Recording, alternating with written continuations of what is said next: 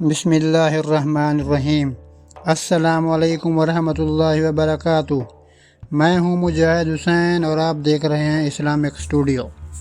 رات کی خاموشی میں جب دلوں کی دھڑکنیں بھی ذکر بن جاتی ہیں، کچھ تمنائیں ایسی ہوتی ہیں جو انسان کے سینے میں جلتی رہتی ہیں، ایسی آرزو جو دنیا کے کسی خزانے سے پوری نہیں ہوتی۔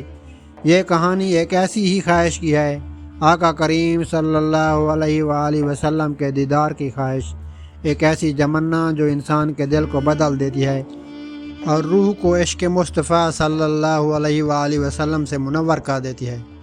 ملک شام کی پاک سرزمین پر ایک نیک اور بزرگ شخص رہتے تھے۔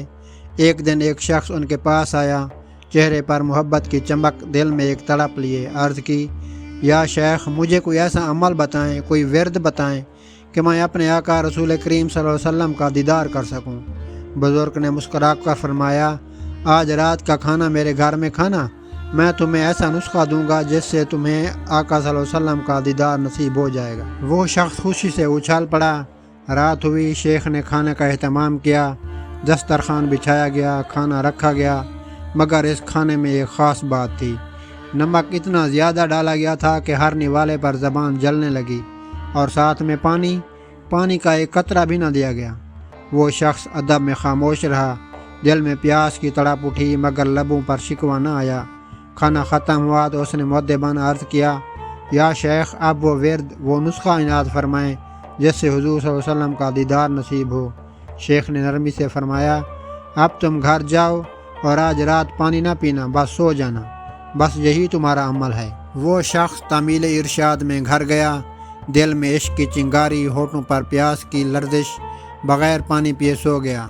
رات گزری اور فجر ہوئی، وہ دوڑتا ہوا شیخ کے پاس آیا، کہا، یا شیخ، میں نے وہی کیا جو آپ نے فرمایا تھا، مگر آقا صلی اللہ علیہ وآلہ وسلم کا دیدار نہیں ہوا، دل بے چین ہے، تڑپ سے بھرا ہے۔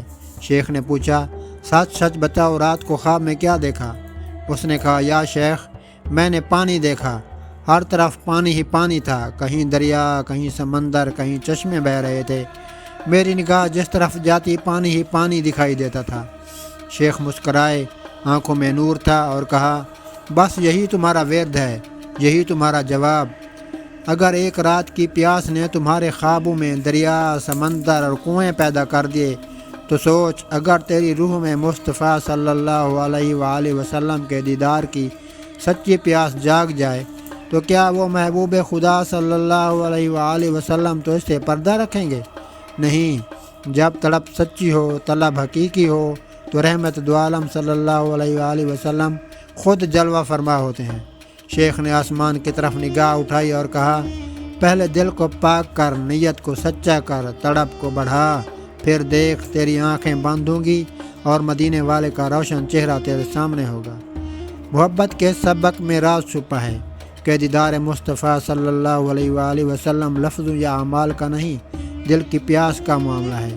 جس طرح پیاسے کو خواب میں پانی نظر آتا ہے، ویسے ہی عشق میں ڈوبا ہوا دل خواب میں اپنے محبوب صلی اللہ علیہ وآلہ وسلم کا جلوہ پاتا ہے۔ تو اے سننے والے، اگر دیدار مصطفیٰ صلی اللہ علیہ وآلہ وسلم کی آرزو ہے تو پہلے اپنے دل کو صاف کر، نیت کو خالص کر اور محبت کی پیاس کو سچا بنا، پھر یقین کر، ادھر تیری آنکھ بند ہوگی، ادھر مصطفیٰ صلی اللہ علیہ وآلہ وسلم کا چہرہ انور کا دیدار ہوگا۔ اگر آپ کو یہ ویڈیو پسند آئی ہو تو اسے لائک اور شیئر ضرور کریں، اور مزید ایسی ایمان افروز کہانیوں کے لیے ہمارے چینل کو سبسکرائب کرنا نہ بھولیں۔ جزاکم اللہ خیرہ۔